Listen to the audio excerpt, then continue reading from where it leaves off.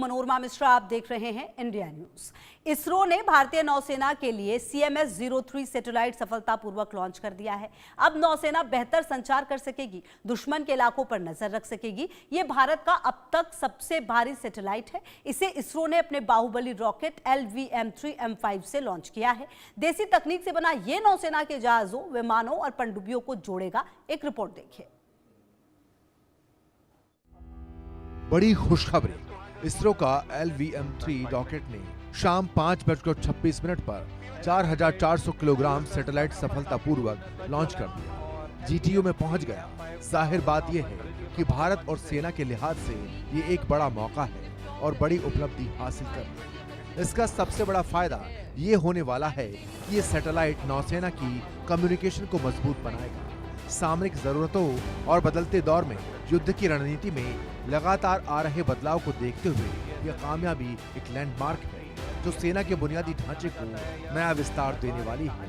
अब जरा समझने की कोशिश करें, जिस सैटेलाइट को लॉन्च किया गया है वो आखिर किस तरह से काम करने वाला है। GTO एक अंडाकार ऑर्बिट है। रॉकेट जब इस ऑर्बिट में सैटेलाइट छोड़ देगा तो 3-4 दिन बाद सैटेलाइट इंजन फायर करेगा और ऑर्बिट को सर्कुलर कर लेगा। इसे जियो स्टेशनरी ऑर्बिट यानी जियो कहते हैं। इसमें सैटेलाइट 24 घंटे कवरेज दे सकता है। अब ये भी समझने की कोशिश करिए कि ये उपलब्धि क्यों आखिर खास है। इससे पहले इसरो ने चंद्रयान-3 मिशन में 3,900 किलोग्राम पेलोड GTO में भेजा था। GTO में भेजा गया दुनिया का सबसे भारी सैटेलाइट इकोस्टार 24 जुपिटर 3 है। इसका वजन लॉन्च के समय करीब 9,000 किलो था। इसे SpaceX के फॉल्कन हेवी रॉकेट से लॉन्च किया गया था। ये सैटेलाइट नौसेना को मजबूत बनाएगा, जियो में पहुंचकर लगातार मदद करेगा। भारत की स्पेस ताकत एक बार फिर बढ़ी है। अब जरा इस मिशन की 5 खूबियां जान लीजिए। LVM-3 लॉन्च व्हीकल की ये 5वीं ऑपरेशनल फ्लाइट। व्हीकल ज्यादा वजन ले जा सके, इसके लिए इसमें स्ट्रक्चरल चेंजेस किए गए हैं। इसके अलावा थ्रस्ट बढ़ाने के लिए इंजन में भी कुछ बदलाव हुए हैं। स्ट्रक्चरल चेंजेस से इसे थोड़ा हल्का किया गया है। CMS-03 एक मल्टी बैंड कम्युनिकेशन सैटेलाइट है जो हिंद महासागर के बड़े इलाके सहित पूरे भारतीय इलाके को सर्विस देगा। ये भारत को कंटिन्यूअस कवरेज देगा। ये एक GSAT 7 स्टार सैटेलाइट है जिसका कोड वर्ड CMS-03 है। ये पुराने हो चुके GSAT 7 यानी रुक्मणी सैटेलाइट की जगह लेगा जो फिलहाल नौसेना के कम्युनिकेशंस का मुख्य आधार है।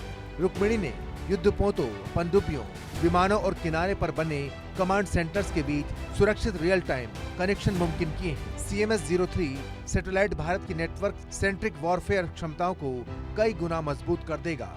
ये नौसेना के ऑपरेशंस, एयर डिफेंस और स्ट्रेटेजिक कमांड कंट्रोल के लिए रियल टाइम कम्युनिकेशन मुहैया कराएगा, वो भी विशाल समुद्री और जमीन वाले इलाकों में। जियो स्टेशनरी ऑर्बिट यानी धरती से 36,000 किलोमीटर ऊपर की गोल कक्षा। इसी वजह से कम्युनिकेशन सैटेलाइट्स को हमेशा जियो में ही रखना पड़ता है।